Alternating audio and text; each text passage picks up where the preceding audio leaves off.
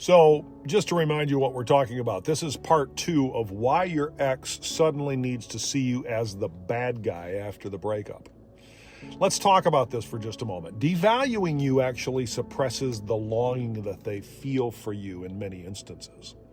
Missing someone is painful, and so the brain flips emotional switches and exaggerates your flaws in order to avoid the ache that they will feel.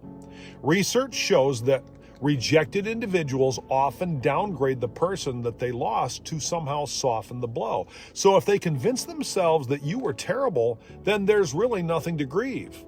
The alternative would require vulnerability on their part, and emotional pain always looks for a cause. Attribution theory tells us that we assign blame to make discomfort make sense to us. And so it's easier to point outward than to point inward. So when shame and regret and fear show up, you're the lightning rod. And here's another layer. If you're the bad one, they never have to face their unresolved trauma. They never have to face avoidance patterns. They never have to face emotional immaturity. Demonizing you keeps the mirror pointed away from them. So what do you do with all of this? You don't chase their story. You don't send evidence.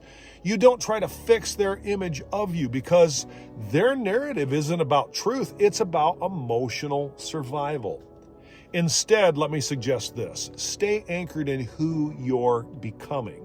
Keep your growth rooted in behavior, not their accusations. And trust that time sobers up storytelling. Eventually, when the adrenaline fades, most people look back and realized we were both just human, doing the best that we could with the tools that we had. That's when the villain costume falls off. And until then, protect your peace. Their opinion doesn't define your identity. If someone needs to distort you to feel okay, that's not a reflection of your character. It's a reflection of the fragility of theirs. Let them have their version of you. You go write something truer for people to watch and to look at.